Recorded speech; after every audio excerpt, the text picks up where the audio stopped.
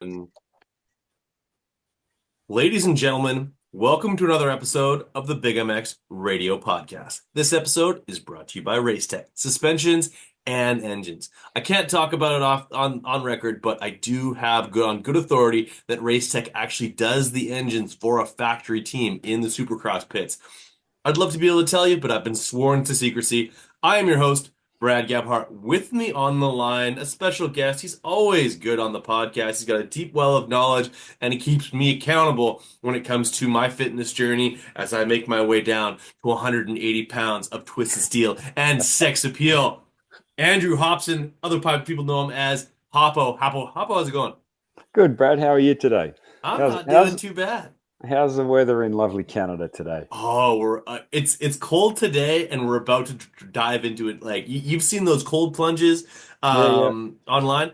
Well, I don't think I need to do those because my entire existence right now is a cold plunge.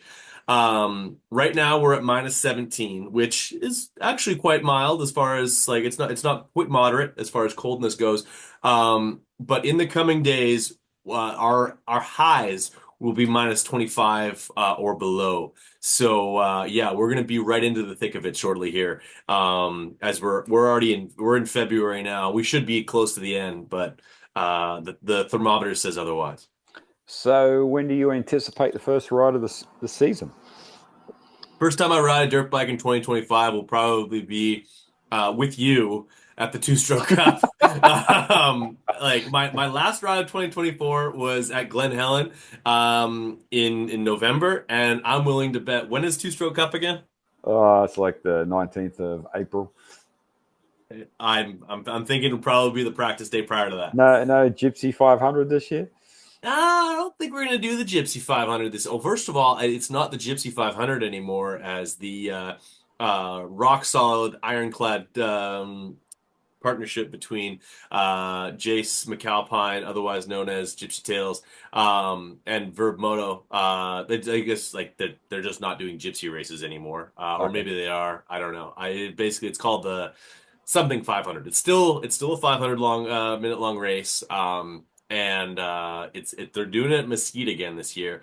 But I will not be in attendance. But I am actually looking forward to possibly being at Spring-A-Ding, which is a moto playground event. That Okay. starts March 16th, which is about 5 weeks from now. And that is, of course, I believe the second of two races for the Spring Nationals. So, of course, there's the Texas two-step, and then shortly thereafter they have, I would call it the Pacific two-step in Cal Classic, as well as there is the World Mini at Mesquite MX. So yeah, I might actually put some miles on in the coming months. But for right now, we're hunkered down in the cold.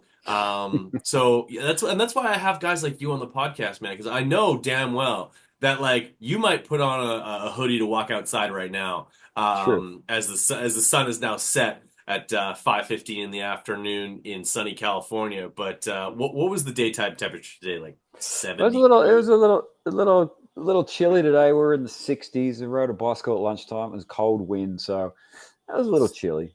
A Okay, little yeah. So chilly. you're dealing with plus. That's in Celsius language. You're talking about plus teens. I'm talking about negative teens. Yeah, Um, there's a lot going on so there. honestly, I like due to my current work situation, I have half a mind just to book a plane ticket and say, "Hey, Hoppo, inflate the living room for me, Yeah, yep. because I'm coming down." It'll be the same rent as World Mint or as World Vets, but yeah, man, we needed to have you on the podcast. We need to kickstart 2025 of the racer's mindset. And before we get too far into this podcast, I do want to let everybody know that you've dove headlong into the world of coaching. Tell me about it a little bit. What's Hoppo Fit all about? Basically, I mean, this is something that's been in the long-term works. I had a goal when I turned 50 to be the fittest I could ever be in my life, and I surpassed that. And did a few masterminds here and there, and some coaching, and had coaches for myself to be better in every way that I could, and just ended up, next thing I know, people were saying, "Can you help me? What do you think about this?" And then so it all just kind of just fell in my lap. And I'm not going to lie. I mean, as a coach, I guess, I mean, I procrastinated on the deal for a while. It's like, can I do it? Should I do it? Do I know enough? And then, I look at my background in motorcycle racing and also, bicycle racing now and that sort of stuff. It's like, of course I do. You can help anyone that wants to be helped. So that was kind of the premise behind it. There's a website now, hoppofit.com. It's all up and live and running. You can send me a message from there. I can answer any questions. Even if you want to ask me questions that you want to hear on the podcast, I'm happy to do that as well. So whether I do a Hoppo Fit Instagram page, don't know yet, because there's a few little things in the background that we need to work out. But yeah, overall, just like to help people and want people to be better. And I'm always striving to be better in every way I can. And I'm no means perfect either. So I still need coaching myself. Fair enough. Yeah, we'd always use someone in our corner to sort of build us up and keep us accountable. So quickly before we roll into this, what does working with you look like on the fitness and the coaching side of things? Just to give people a little bit of a peek behind the curtain. Yeah, I mean, I kind of do two sorts of programs. One is just kind of basic, health and fitness. Getting into better shape. If you're out of shape, you need to lose weight. You want to ride a dirt bike faster. You want to do a few things like that. Let's just get the diet under control. And, we talk around 20, 30 minutes a week just to keep things in check and write some programs. And again, depending on where your fitness journey starts, depends where we start. And then on the flip side, on the mindset coaching, because I've had a lot of that myself. I mean, that's a little different to most. You're talking some high achievers at times, or people that just really want to be better like me that, have to take that step and need to talk to people that have been somewhere where you've been, whether it's through any adversity, loss and come back and found our way to the top. So again, it all depends what you're chasing and what you're looking for, but we can pretty much accommodate anything in the personal development side of things. Fair enough. Safe to say, if you've got goals, Hoppo can get you there. Sure. All right. So that being said, as I mentioned, we're going to dive straight into the 450 class here, Hoppo. We can't get too far into this thing without talking about the elephant in the room. Eighth overall, but I guess it doesn't really matter from Glendale because Jet Lawrence has sustained a season-ending injury as far as the Supercross season is considered. He's got a torn ACL. He went in for surgery, I believe, today. And it's completely changed the landscape of the series. Tell me about it. Yeah, I mean, look, as a person that's had two knee reconstructions, I mean, I know what he's going to go through and the pain, the heartbreak of not being able to ride. He could have pushed through, I guess, for what? I don't know. He could have. But now, as we spoke about previously as well, it's like, those extra 3 or 4 races at the end of the year really screw up a lot of recovery time. So, was he going to try and finish out Supercross and maybe get a podium or maybe even win and then limp through outdoors and then call it halfway and have surgery done? Or do you just go in now and get it done and you've got the rest of the year to recover, rehab, and try and be on the bike, for the playoffs or something like that? I mean, who knows? I mean, like mine, I had two knee reconstructions 20, 30 years ago. And I'm sure the technologies and procedures have changed. So, and, he'll have the best of the best care of every way. So he should bounce back pretty quick. And he is fit and healthy. So, and young. But it is a tough injury to come back from, for sure. And certainly is. And so the first thing that comes to mind for me is that we have seen this before. In fact, albeit both one in 2008 and one in 2004. Ricky Carmichael tears his knee. I can't remember, maybe you can answer this for me. When did he hurt his knee? Was that during, was it before or after Motocross Nations that year, or was it while training for the season? It was training for the season. I believe it was in November 2003. Get ready for 2004 because series. It was after U.S. Open that year, right? And I don't think he raced U.S. Open 03. I could be wrong about that. No, I can't quite remember. what it was. It was around November. Okay. I don't know if it was around Thanksgiving or something like that, but he soldiered through. So 100%. And so like Ricky Carmichael hurts his knee 2004, end of 2003. There's a big difference between hurting your knee and getting surgery in November and hurting your knee and getting surgery in February as far as Right. recovery time. And also, I'll just go ahead and say this: Jet being taller and having longer limbs, like like Ricky always had pug leverage. He's got short little legs. Right. Like, and that's not a shot at Ricky Carmichael. It's just his stature. Um, a reconstructed knee is probably going to be maybe a little bit more durable than it would be on a taller individual. Tall guys typically their ligaments, they're they are built proportionally, but there's more leverage on these long levers. So that's something to keep in mind as well. Same thing with James. James, short guy, had he got hurt in January, got it fixed in January, came back for the outdoors. Now, with James already having a single race win, he is already pre-qualified for the SMX finals at the very tail end of the year. Um, and this is like the same conversation that I brought up about Jorge Prado about having his shoulder fixed. He hurts his shoulder at Anaheim 2, if I'm not mistaken, or if Yes. it wasn't, yes, Anaheim 2. He hurts himself. He gets surgery immediately. I assume it was a labral tear, which most shoulder surgeries are. As far as like you wouldn't get a AC separation and have surgery for that. It's more likely a labral tear, unless something literally came off the scapula. So, having had that surgery myself on the exact same arm as Jorge has had it, like I had a doctor who basically didn't have me moving my shoulder, aside from doing some pendulum swings and some range of motion stuff for the first 4 months. Right.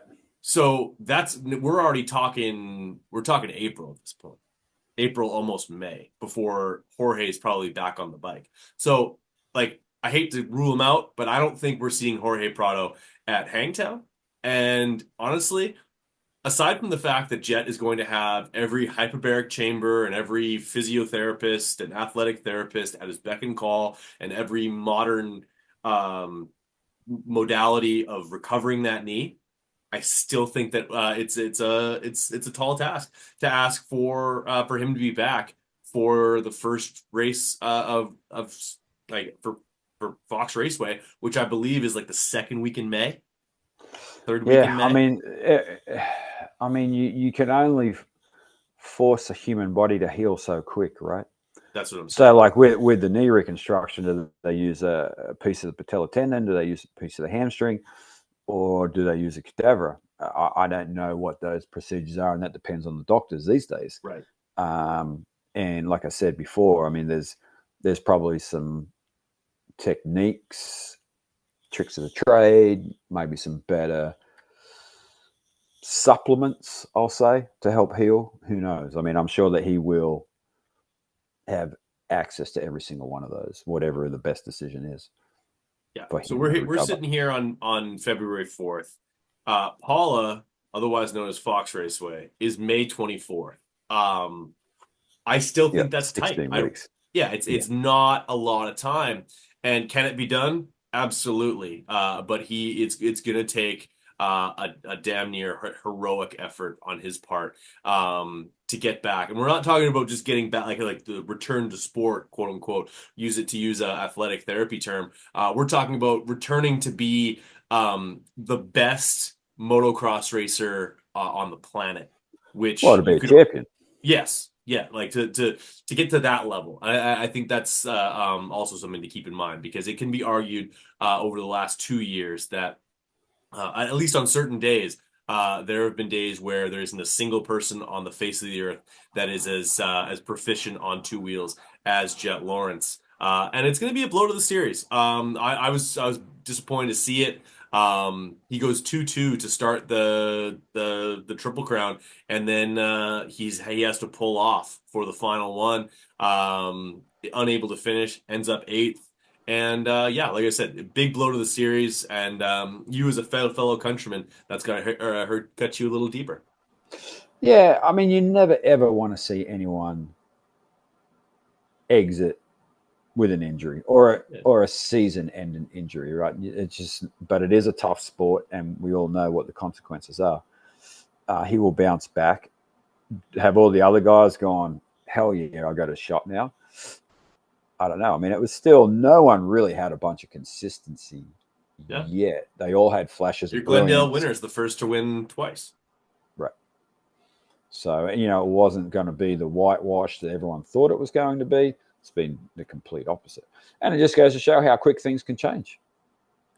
Oh, it certainly can. And I guess let's at this point let's talk about Chase Sexton and the Glendale Supercross. 450s come first when it comes to this podcast. So let's talk about him. He's actually bookended the season so far with wins. Aside from that, he's actually been off the podium. Like, this is Chase Sexton's second win. It's also his second podium performance of 2025. Um, he ends up with the points lead, albeit a narrow one, 2 points over Ken Roxon heading out east. Tell me what you've seen from a guy who looks a whole lot more comfortable on the KTM here in 2025 than he maybe did at any point during last year. Well, he came out in Anaheim too and said he was sick. I believe he had a virus. I think there was a couple of guys that had that virus around that week. Mhm. So he wasn't his best. I was actually at A2 and sat in the stands and watched. I'm surprised, by the way. Can we talk about the fact that you actually left your house and went to a dirt bike race that you weren't in? Yeah, I mean, I got some free tickets, right? Oh, Which is okay, that was about it. always a thing. Um, but I mean, like I said, Ed, I've mentioned it several times when we spoke that, it, and you'll continue to see it where he left HRC and he had 8 to 10 weeks to defend a championship, rehab himself, get into a new place, change teams, change a bike, change everything, and then defend. So, like now they had a year under their belt. Yeah, he looks like a really, really good, comfortable guy. They've made a lot of changes, engine, chassis, and suspension. So he's a lot more comfortable. It's like, it's almost like they need 3 years. It always used to be two. It's like you get your first year to, wash all the marbles out. Your second year to make it happen, and then your third year, you got to perform. So that's kind of the way I look at it. But I mean, he's definitely come a long way. He's consistent. He's got the lead. He's got the red plate again, and you only get that through consistency. But Yeah, now that Jet's gone, you know, it's it's sad, but it is what it is. That's why they call it a championship.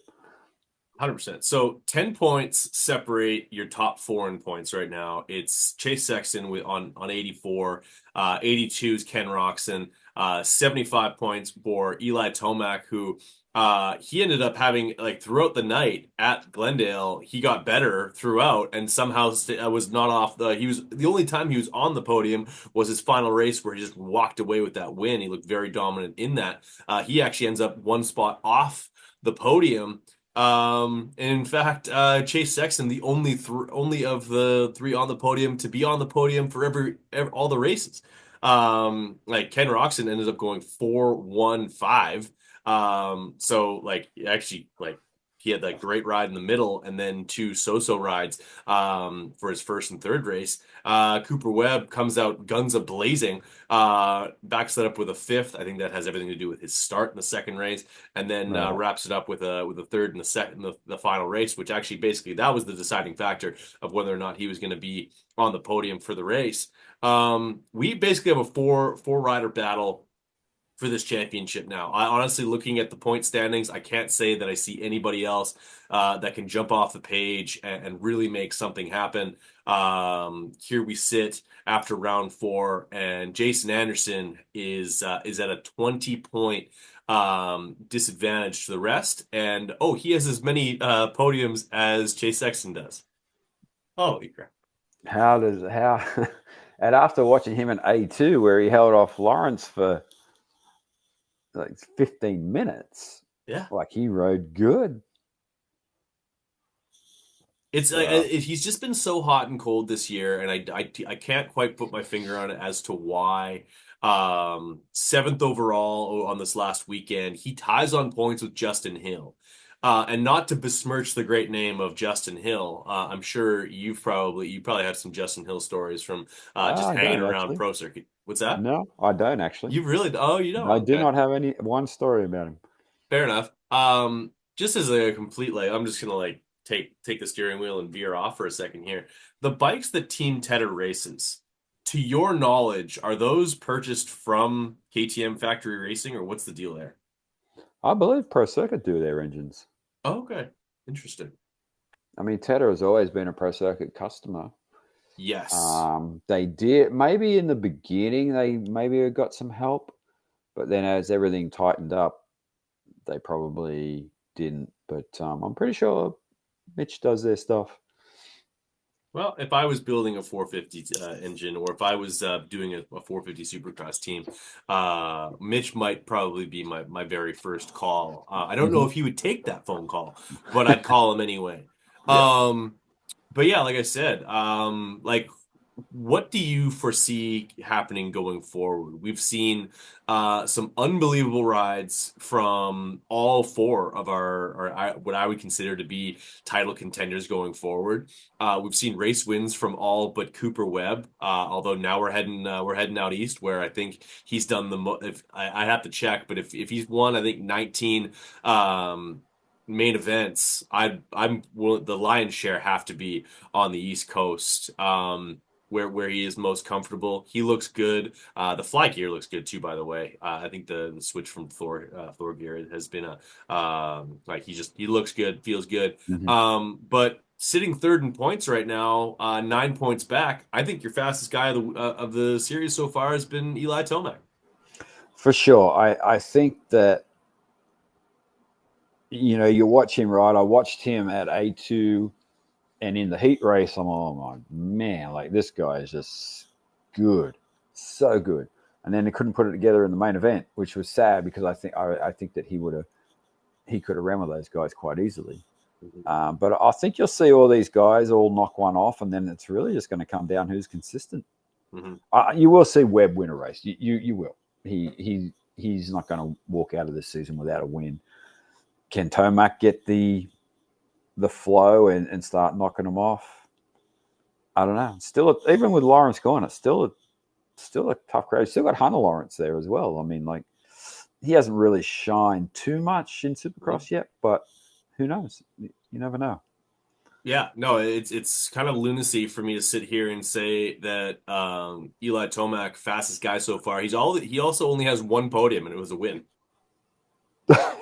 Like this series so far has been very like I don't think I've ever seen a 450 championship that's been this inconsistent as far as guys like kind of bouncing in and out of doing really well. Even a guy like Justin Hill. Again, I don't want to besmirch the good name of Justin Hill, but he's gone what is that, sixth, a couple of outside like it was like 16ths, and then well inside the top 10. Like he's either fire or he's ice cold. Right. Joey Savacci has been all over the place. There's way too many guys inside the top 20 who have straight up zeros in the stat column as far as points being scored. Yeah, and with Jet Lawrence moving out, yeah, like it'll be a while before he's even kind of just like obviously he won't return to the series, but that 71 points is going to keep him probably inside the top 10 for a couple of weekends even. I Um, mean, even when you look at it the other way, that those two, that Lawrence and Prado have exited, which now opens up the two privateers they're going to get in, right? that's right. No, yeah, you're going to see So more. there's a plus and minus. Yes, we don't want to see those guys hurt. We want to see them race, but there is now technically two spots available at the bottom of the ladder. Yeah, no, that means Two Chiz got is two, going to keep two guys. chizzing. Yep. You're going to see more Jerry Robin. I think this definitely like it. I don't want to say it helps, but like a guy like Cade Clayson, making into some more mains more consistently. And from what I've heard, Vince Freezy not coming back to Supercross. That may have been an empty threat from the MCR boys, but yeah, like things are like the landscape of the 450 class is going to change. We're heading to Tampa this weekend. You ever been to the Tampa Supercross? No, I never did. Never Never went to went to Tampa. Tampa. Well, the No. series didn't go to Tampa very much throughout like the 90s, 2000s, so I'm not totally surprised by that. But if you had to answer on a Tuesday, February 4th, after Chase Sexton's very first 450 win in the month of February, I was actually surprised to find that out myself. He had never won a 450 race in February prior to this last weekend. It happened to be on the first. Um, who do you got for Tampa? Who's going to jump off the page at you and either get their Oh. second win or is it going to be a guy like Jason Lawrence Jason Lawrence, Jason Anderson Uh, popping off and getting his win? oh. I'm going to go with Tomac. You're going to go with Tomac? I think he's going to come out this weekend. Him or Webb. Fair Chase will enough. be there. Chase now has a red plate. I mean, I don't know. I got a feeling Tomac can pull one off for some reason. Fair enough. Well, I have to look at the track map, but betting on Eli Tomac to win races is yeah, that's usually a pretty safe bet. And now, honestly, this is one of the things, one of my shower thoughts this afternoon. With Jet out, and if Eli Tomac is the Eli Tomac we think he is, him hitting 60 wins by the end of the season is not out of the question. He now has 52, if I'm not mistaken, maybe 53. 7 wins throughout the rest of the season is absolutely doable. Yeah. And personally, I'd love to see it. I love to see guys just get on one and start clicking some races off. Like as long as it's good racing, all but I existed through the Ricky Carmichael, James Stewart era and thought that racing was awesome. And those guys were winning by like 40 seconds. So clearly, it's not is it a good race? Is it a question of a good race for me? I just love to see these guys do what they do. So honestly, I'm gonna echo your statements and say that Eli Tomac gets his second win at Mm-hmm. Tampa. Yep. Um, Before we get into the 250 class, I think it is time to sort of peel back the onion or a few layers of the onion that is Hoppo. For those who don't know, there was a time when Andrew Hobson rolled himself into Honda HRC and held down a pretty coveted position over there. Something that you yourself, as a young person, you aspired to be. You came over here and at the 1994, 5 years later, you said, "Hey, Ali Seymour, pick up your shit and get the fuck out of here." I like Hoppo's coming in, and you probably didn't say it that way. I think Ali might have had a couple of choice words for you, but yeah, tell me a little bit about like I guess like we could talk about you getting the position there and eventually working for HRC. But I'm very curious about what those first days were like and just like you have this idea in your head of what you want it to be, and I guess I'm curious if it worked lived up to the bill.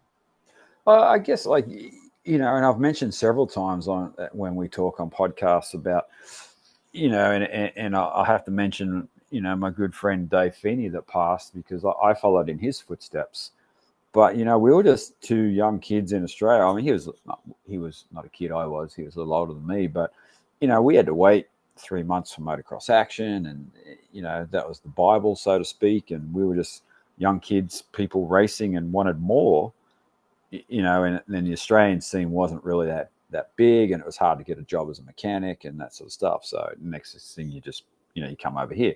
Yeah, we were illegal. We did everything that you had to do to get a job.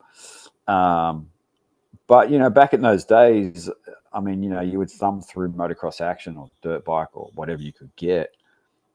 Stanton, Bale, Ward, all those legends, Johnson, and the Hondas always stuck out. HRC, and then you had Leesky in Europe riding the 500s and all that sort of stuff. So, and I was a bit of a Honda guy. Then I landed at PC and learned how to build two-stroke pipes for Mitch. So we did that for a while, and then I always wanted more. So then, but the problem I had at the time when I wanted more to do more was I wasn't legal. So I ended up getting married, and obviously that gave me a green card, and which allowed you to work for those factories because you couldn't, they wouldn't do work permits. They, you had to be legit. You got married. What was his name? I can't remember now. It is California. It is California, sanctuary state. But in that term, like I mentioned off air, it's like I would go to the races with Mitch, and the position I was in with Mitch was like we did Suzuki's, we did pipes for Cowie, we did Suzuki engines, we did pipes for Yamaha. So I was constantly in those guys' trucks, always listening or talking and seeing what was going on. But and still I was young, right? I mean, like, to me, Mitch was technically the godfather and Cliff was pretty close. I mean, Mitch had other skills of running a business as well, where Cliff was just a team manager, but Cliff was a smart guy. So you had to, work your way around. And it's not like, I mean, you had to do your time before you got a factory job. Like, you just didn't, hey, I'm going to go work for HRC. Like, you had to do some groundwork and have some skills, and you were really tested back then. So Oh yeah. that probably took about a year and a half of nurturing, of like just every weekend that I would go. It's like, hey, how you going? And a little more talk, a little more chat, a little more talk. And then I was going to go to Honda a little earlier, but it didn't work out. And then FMF had the 125 Honda team, and Ooh. that folded. Ooh. And then it went in-house. Then that was my opportunity, because I'd done all the R&D with Mitch and was able to build cone pipes. I think deep down, Cliff's like, I just want to get Mitch back for, being on Hondas and going to Cowie or whatever, who knows. So there was some stuff in there before, but Pettiness that in the was, motocross industry? I don't believe it. yeah.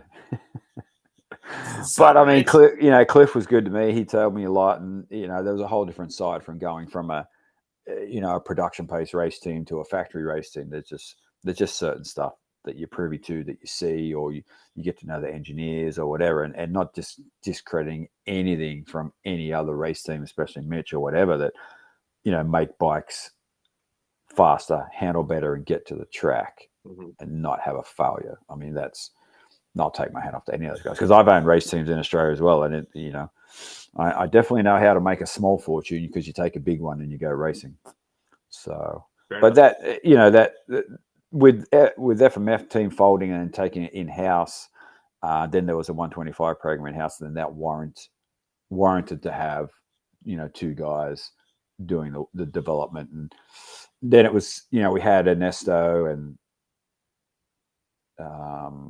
Ernesto rode the 125, Ramsey rode the 250. So yeah, and then Factory Connection come on board, and then we started supplying those guys, and then we were crew chiefs or technical directors for the Factory Connection team, and then that grew up obviously into the Geico team. But I exited at the end of 2004 and went back to Australia. So I was there for 4.5 years or so. So, and in Fair that enough. time, Ricky come through, and Ernesto was there, and Ramsey was there, and Tortelli was there, and Rocco was there. There's a fair few guys that come through. Oh yeah, like this is the I want to ride commercials that like I think that was that not filmed at Zaka Station? I think so. I gotta assume that it was. Um and then like you had I'm so curious about like sort of the behind the scenes of a lot of like sort of race teams because I think it'd be a pretty eye-opening experience for a lot of people on both it's funny. It's probably more professional in certain respects than other people think and then certain things you're like I can't believe that Factory Honda did that. Which I guess that happens at all levels of business. Um different businesses, especially when it comes to entertainment. But like, just for example, like, were you aware of how much time Ricky was spending on a four stroke prior to his injury in 03 04? Like, was his plan to ride a four stroke in 450 Supercross that year? No, not until Wyndham beat him on a four-stroke in outdoors. Right. So like what was that like? What was the week after Unadilla 2003 like? Or then what was it like after Washougal the following weekend when Ricky lost twice? Uh, Not good? Not good. No.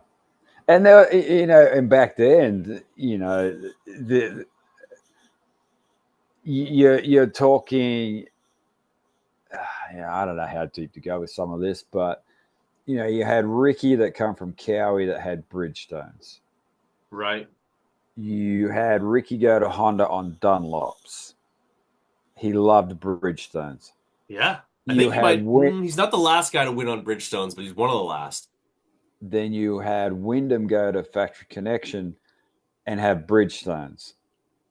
That's right. And there might have been some days where I don't know. I can't say it that he may have had a different tire. Oh, I think that's been well documented Yeah, that RC, I think at one point he was purchasing Bridgestone tires and just you running know, those. like because we all grew up in an era of two strokes, right? Yeah. Like the four strokes coming through and all that. Everyone was so defiant of it, but the smarter guys were like, these four strokes are pretty good. This 250F's got a smoky 125s, and vice versa with the 450s as well. So I remember going to Honda. So it was like 2000, or it was 2001 in that time space. And I think one of the first couple of months I was there, we were already told that 2007 is the last two stroke. Really? Like we already Okay. knew. Maybe by the time that 2000, maybe the 2000, 2001, somewhere in there, we were told that, hey, and we're, there's no way. And then, they started pulling back on development, and then, the four stroke coming through, and everything kind of changed a little bit. And Ricky was a diehard two stroke guy too. So, he rode the wheels off I that think he thing. still loves him, to be honest. True. And the four strokes were just hands down faster. There's not, there's more parts to make more power. So, there was always that two stroke, four stroke thing. And then, at Unadilla, when he beat him, that was like, Mama sees, oh, we got to get one of those. Well, and that was also those are two fast tracks. Right. Unadilla, wide open everywhere, a lot of hills, a lot like that. The two stroke is not favored there. And then Washougal, a little bit of elevation on top of slick and wide open, like a two stroke at that point. I wouldn't say dated two stroke, but obviously there's more meat on the bone as far as development wise with the four stroke at that point. So it had Oh, more traction, more and power. let's face it, the 2002, 3, and 4 Honda 250 wasn't that good. No, not the best Right. bike It by was any means. okay. It wasn't like a Yamaha or whatever, but and then the four stroke started coming, but they were big and heavy, and they still had a lot of disadvantages back then to where they are now, Yeah, for sure. That's progression. interesting. Okay, let's like so. What I want to know what like. Do you remember your first day at HRC? Yeah, I mean, I remember going down there to sign a contract, and You're a kid at this point. I was 27. I was in my late 20s, That's so it 27. was. Um, no, I think I was 30. I think I was 30. Either way, you're Either like way, I mean, I me. went. Me sitting here at 27 years old, or I'm 37 years old. 30 sounds like a kid to me right now. So, yeah. I mean that. What I mean, what was? I mean, you had Cliff there that had been there forever, and a couple other guys. Um, what would fascinate me, you go into the parts cage, and there's still parts there from the 80s. A couple of works parts, sandcast parts, whatever it was. So all that stuff was fascinating to me. And then you go into the meeting room, and every single number one plate is hanging on the wall. I mean, there must have been 50 or 60 of them. I had a photo of them once. I don't know where it went. Mm. From super bikes to Bubba Sherbert on the special dirt track they built. Um, super bikes, everything, every Honda factory guy that won a championship, that plate was on the wall in there, which was, you walked in there and you're all, I got to pull my socks up to walk into this room. Yeah. So, and it's just a little old building, right? It's just door 10, just known as door 10. And then you go down the back of the building and they're all numbered, and it's on the end and it's door 10. Mm. So, and at the time when I was there, they still did road racing. So they were would build the RC51s out of there as well. So it was pretty crowded in there at times. So you have like Yeah, Miguel Duhamel and yeah, Jake Semke Miguel. story. I mean, the only time we would, when we would do Daytona, we would have, they would ask us, or sometimes we had to, depending on who was around, we would have to stay and help the road race guys for the Daytona 200. Mm. And I remember going to the top of the grandstand with a guy called Al Lunnington that was Duhamel's crew chief, and he showed me the data, and he was doing 199 mile an hour across the ripple strip, and the rear wheel was spinning. So I didn't. I mean, like Curtis Roberts, and those guys, and Zemke, I didn't get to know them that much because we didn't go to the races. Like Nicky Hayden would come in a little bit when he went from 600s to, and then he ended up going to GPs. Right. But And they were Semke might all. have been just after your time, or like Nah, toward he like was there. He was still riding the yeah, 600 and was kind of in and right. out of it. So I mean, that was the end of the heyday for road racing, pretty much, out of American Yes. Honda. Yeah, basically. Like because Bostrom was a Cowie guy, right? No, both Bostroms were still there at that Oh, point okay. Yeah, yeah. because they had a Well, pretty big program. honestly, like people don't like if you're a fan of motorcycle racing in 2025 and you're young, you probably don't realize how big road racing was in the United States in the early like late 90s, early 2000s, like Speed Vision, Two Wheel Tuesday, like they had an entire day dedicated to just covering on national television. I'm pretty sure that was at least cable. Right. And they were like there was like yeah, like it was huge. It was Yeah. absolutely massive. And honestly I don't know that we're back there yet. I don't. I don't know. I mean, like, to me, all the costs are relative, but I think it's probably more expensive now than it ever was. Oh yeah. I think absolutely. Like the cost to entry in 2003, we were talking about the 2003 season. To get into dirt bike racing, you needed a pickup truck and a $4,000 or $5,000 dirt bike and about $1,000 worth of gear. Um, like all in for $8,000, you're racing dirt bikes. Right. Now you don't even have a dirt bike for that. Well, you buy an RMZ 450. Not for $8,000, you can't. You sure? I think they're at least eight. If you're like at least not eight Canadian. Yeah. But Yeah. let's get into the 250s here. Let's talk All suits right. and 250s here. Um, on Big MX Radio, brought to you by Race Tech. Also want to give a huge shout out to Luxon MX. You can enter discount code BigMX 2025 at checkout and save 10% off your order. If you want a brand new set of triple clamps, yeah, those will be just about $1,000. They do have the Gen 3 clamp that's a few $100s less. I believe that's $800. Yeah, lock in the discount code. You're gonna save $80, maybe even $100 off your purchase. And that applies to anything that's in the cart. So even if you're just getting a set of bar mounts, or if you're getting their adjustable linkage components, yeah, you can go on there and save yourself some money with Big MX 2025 at checkout. Let's talk 250s here on Big MX Radio. It's Jordan Smith. He is 27 years old and feels like he's been in it forever, but that's also because these guys start at such a young age as far as turning pro and all that fun stuff.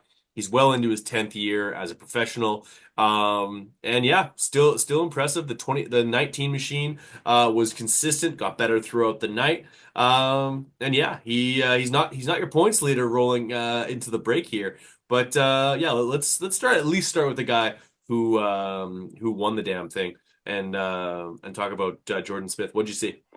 Well, he gave Triumph their first win, right? That's right. He will So live in that infamy as far as he's got the the key. Triumph brand is concerned. Like whenever He's they got have the like a key to. big thing, that He'll it's get going to the be key to the Jordan. city on that one. Yeah. Um, But again, he's another guy that's faced some adversity, right? I mean, he had the Big time. championship in the bag in Vegas and threw it away Yeah. in 17, 17, 17, 18, somewhere in there. 18, or 17, 17. I mean, he's been away, he's been around, he's hit the ground pretty hard sometimes, had some pretty horrific injuries, but it's good to see. It's good for him, and it's good for the brand. He was on Phoenix Honda 4 years ago, 3 years ago, and it looked like he like his the sun was setting on Jordan Smith. Yeah, he's reinvented himself. I don't know. He's just been lucky enough to land some good rides, whether it's through other people getting hurt and he was available, or someone seeing the good in him. I'm not too sure, but I I mean, think he it's can. both, honestly. Yeah, I mean, yeah, I think it's good. I mean, it's good for him, and it's good for the sport, and definitely great for Triumph to win a race in their second year. Certainly. They've And had some so, podiums. yeah, yeah. If you had rolling into the season, given their roster, if you had to ask like who's going to get Triumph's first win if they get one, he's probably not your first choice. Although maybe that's just a little bit of disrespect that we shouldn't have for a guy like Jordan Smith because he's had a lot of success within his career. But obviously, guys like Faulkner and Swole with their pedigree and their recent success, you'd think that those guys would probably be higher on the docket. But yeah, he goes out there, he's consistent, he's on the podium, and he was the only one on the winners that was on the podium for each race. And I think that's the key to these triple crowns is you have Right. to be in it every single time. You have to get good starts. You have to keep your nose clean. And yeah, and I'm glad that he was able to win the last race. And that's what clinched it. Like my least favorite thing about um, the Triple Crowns is that like a situation like we had in the 450 class where the guy who's winning, the guy who's in second doesn't need to beat him, so you lose, but then you win. Does that Right. make sense? Mm-hmm. That's not my favorite thing. I mean, Um, I think with the Triple Crowns, it opens up to, on a normal 15-minute or 20-minute race, the good guys are going to be there. But you take any one of those main events and cut them into three and see where everyone sits. It's kind of relative a little bit. Like a Jordan Smith, could he have won a 15-minute main? I think so. You think so? Honestly, I I think do I think think so. it's easier for Yeah. Go it's ahead. easier if, like those Triple Crowns. They're so hit and miss, right? Three starts, which is always sketchy. Mhm. I think the Triple Crowns open up to. I don't want to use the word lesser rider, but it opens it up to more variety of riders that can do well. Well, yeah, I totally agree with that. Like, there's that, like, I'll give you two examples of guys who won their very first race, at least in that particular class, in with the Triple Crown, and it basically like almost needed that sort of format to make it happen. First being Anaheim 2, Cooper Webb, 2019, I believe, was his very first win in the 450 class. He ends up beating Ken Roxon. That was the whole like kind of look back at him and the whole deal. And same thing with RJ Hampshire. Like it's funny because RJ is not normally known for being that like kind of slow and steady guy. He's more of like a checkers or wreckers kind of guy. But I think you're right. Is that like especially in the 250 class where you have a lot of young athletes. They're all in the first 2-3 years of their career, so rookie mistakes can still happen. Case in point, your third place finisher goes 118 on the day. Right. He had a lot of points to play with and still be able to be your winner by the end of it had he had himself a really solid ride in that third race. Cole Davies, yeah, like if not for a little bit more consistency, we're talking about his first win. Yeah, he was pretty close. I watched some of that, and he rode really well. Again, the Triple Crown. The key to that is good starts. Yeah, You need three absolutely. good. You need three good starts. That's the key. So if you were racing against Hayden Deegan for a championship, how would you approach that pit bull? Would you just stay away from him altogether? Just ignore him? Well, I mean, I think if you're on the same caliber of speed as him, you can't avoid him, right? What Yes. I mean, he has an amazing amount of talent. Like it's unbelievable to watch him. But when I was at A2, I'll probably get, I don't know what people like what I'm going to say, but when every pass he made, he had to take someone down. Juju, Yeah, he's always making contact. Yeah. always running high, always whatever. And then you go, for the lead or whatever it was, and then you go watch the 450 guys, and they're as clean as a whistle. Yeah. I Well, mean, there's they're a lot more close. respect there. Yeah. They're close. They're aggressive, but they know they can trust everyone, and no one's going to take you out. But it was just like, I mean, why you got to, if you're that good and you're that fast, just make it clean and move on. Mm-hmm. But that's his MO, right? That's what he's known for. That's what he likes to do, that's fine by him. But yeah, I don't know. I mean, to do that, you got to be faster, right? You got to work out how to break him. And obviously, I mean, he hasn't had it easy. He's only won A2, so Yeah. he's out of the championship lead, really. Right now, he's currently sitting. It is super tight at the top of this championship. He's only 3 points back. But yeah, he hasn't been as like the lightning rod that we expected him to be. He did get a win before the series left California. I think that was important. There's been times where he looks like the fastest guy, but then like there's also been times where there's not a lot of people who rolled into the season who were talking about look out for Cole Davies. Like this kid is Yeah, is well on his way to being able like technically like more times in this 2025 this entire field is lined up and Cole Davies has won that race more than Hayden Deegan has won that race. He takes two of those races in the Triple Crown, albeit they're shorter ones, but he looked in full control for both. And whereas Hayden has the one main event at Anaheim too. I've been extremely impressed with this Cole Davies kid. for I was sure. impressed with him when he came over. I was impressed with him last year in at Loretta's when he shows a lot of speed even outdoors, which I don't think is his forte, but he's good with that as well. I think we're just scratching the surface with Cole Davies, and surprise, surprise, Star Racing has another runner. Well, correct, and it's kind of what I mentioned a little bit before on the 450s with the two factory guys out, where Cole Davies now has had a sniff Mm-hmm. of what it's like. Yeah. Right now, if Deegan had gone win, win, win, win, win, win, everyone gets, oh man, how are we going to beat this guy? Like a McGrath or a Carmichael, right? But Yep. he spent some time on the ground, he's had some mistakes or whatever. Now everyone's all, damn, I really can beat that guy. Then that level just rises again, right? And that's how it kind of works. Well, for sure. I think every single one of these racers at every level that they've gone from when they go from one class, like when they're coming up through and they're growing out of certain bikes, like you have to keep learning how to win at that next level. You go from Right. the B class to the A class, when you go from the A class to pro, like, and some guys never get it. Like some guys never like figure out like I'll give you an example like Cody Shock. Cody Shock yet doesn't have a pro win. But I'm sure that at some point during Cody Shock's career, I could look him up on the Loretta Lynn's vault.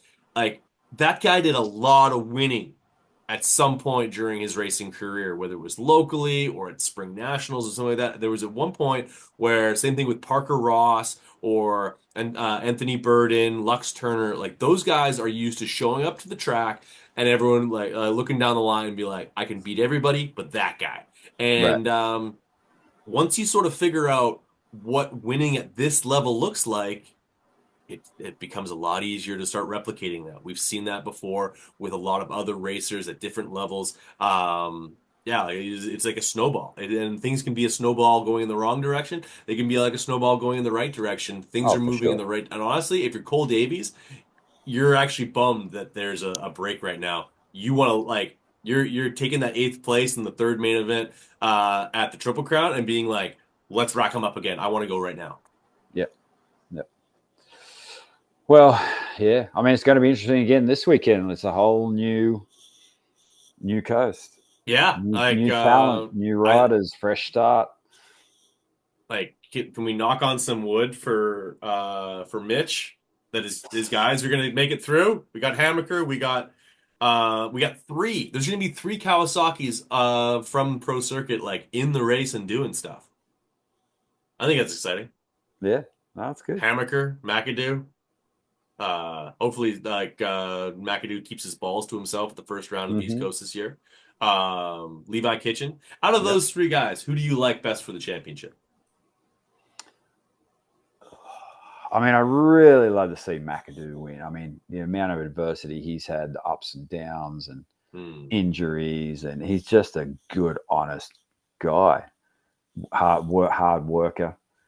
I'd like to see some luck go his way. I agree with you. Honestly, like another guy who's had his ups and downs throughout his entire pro career, and a guy who Mitch has exercised a lot of patience with. But when he's given that patience, he's produced some pretty damn good results. Is Seth Hammaker? I would love to see him rattle off some wins, and he's fully capable of it. Yeah, he's had some flashes of brilliance for Yeah, sure. big time And then fast. again, And then injuries he have busts himself up just big time. yeah.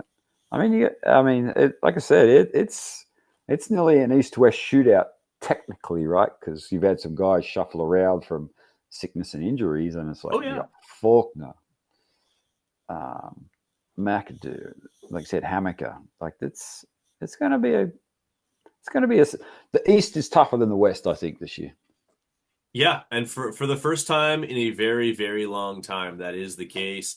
Yeah, and I'm looking forward to kind of seeing what comes of it. Yeah, you like don't count out Daxton Bennick. He's going to be he's in his sophomore performance at the series.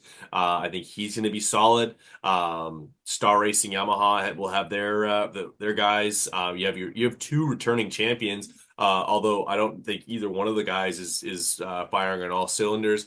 Um, like here's my bold prediction for the 250 East.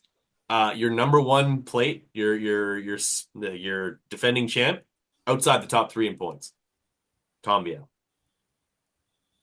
Oh, yeah, That'd I be think tough, you're right. man. Like RJ just started hitting whoops last week, so he's going to be behind the eight ball. I don't expect him to be able to contend for this championship as well as he'd like to. Um, but I'm just going to go out on a limb and say that with the current like the roster that we're looking at, and I should look to see if they have the That's a stacked um field, dude. that's a big stacked field. Uh yeah, like it's going to be tough. I don't know if they have the pre-entry list posted yet. They usually don't have it up yet. No, there's nothing. But as soon as they have those up, like I'm oh yeah, no, okay. So 250 East list. You have Pierce Brown, first year with Star Racing Yamaha. He's going to be flying. RJ Hampshire, he's going to be running the 24. Of course, he would have ran the number one. Max Anstey, Daxton Bennick. So right off the hop, the three lowest numbers, or four of the three lowest numbers, are all Star Racing guys. I think it's funny that, of course, this is so AMA or whoever registers these riders. Pierce Brown rides for Star Racing Yamaha, and Max Anstey and Daxton Brannick ride for Monster Energy Star Racing Yamaha. Actually, all three are written differently. That's awesome. Wonder if the riders did it themselves. It's guaranteed, or like their girlfriends or something, because you have Pierce Brown rides for Star Racing Yamaha, Max Anstey rides for Monster Energy Yamaha Star Racing, and Daxton Bennick rides for Monster Energy Star Racing Yamaha. Uh, And then you've got Nick Romano. He was a Star Racing Yamaha guy. He'd be mhm. running the number 39. I always thought number 39 looks good on a dirt bike, honestly. I don't know why. He's from Queens, which you don't see a lot of guys coming from Queens. No. Uh, Hari Kulis is number 43 this year, thanks to his 450 points in outdoors last year. I don't, he's pre-entered, so I don't know what to expect from him in 250 Supercross. Nate Thrasher, another Star Racing Yamaha. Okay, this is my favorite part. All four Star Racing athletes are registered with a different, it's spelt differently or written differently on their pre-entry list. Nate Thrasher is riding for Star Yamaha. He's good. He is, but that is absolutely lunacy that you have all four guys like that. Clearly, that's being submitted by either their parents themselves or their girlfriends. Yeah. And that is awesome. Hari Kulis is not from a specific. He's from Tallinn, which is, I assume, one of the capitals of Estonia. Okay. You have Levi Kitchen, McAdoo, Hammaker. Again, all three are spelt or written differently. Cameron McAdoo doesn't believe in capitalizing energy, pro, or circuit in the team name. Fuck off.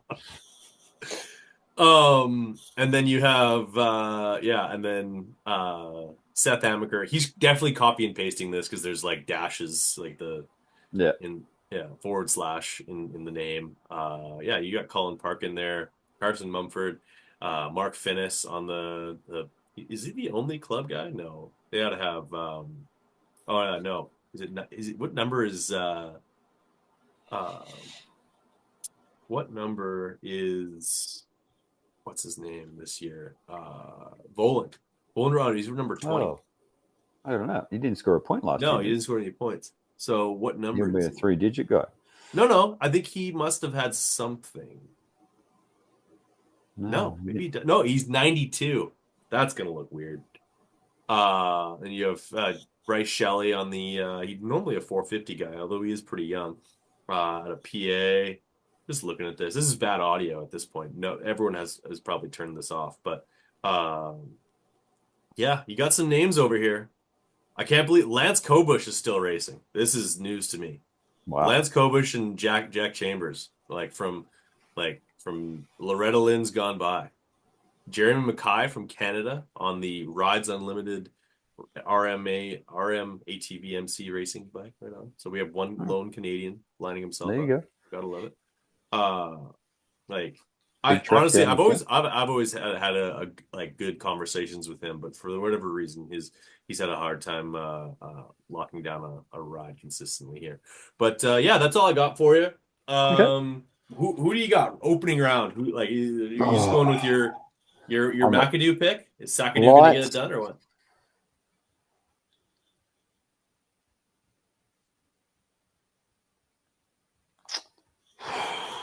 I I don't can't tell know, if you man. froze for a second there or if you paused. Yeah, I'll stick with McAdoo. I'll go with McAdoo him. it is. All right. Fair enough. Hoppo, before we jump off on this, for those who are still listening, and if you are, bless your heart. How can people get in touch with you if they want to get some training done? They got some fitness goals, they got some life goals that you can help them be accountable with and help them with a roadmap to get there. Where do people reach out? The easiest place is my website, just hoppofit.com, or you could go to my Instagram, which is just Hoppo, and you could message me through there as well. There you go. Yeah, two Uh, platforms. Always a pleasure. Never a chore, my friend. You have yourself a great rest of your day. And Awesome. yeah, don't You hang too. up just yet. But for podcast's sake, we're going to cut things off Stay warm. right there.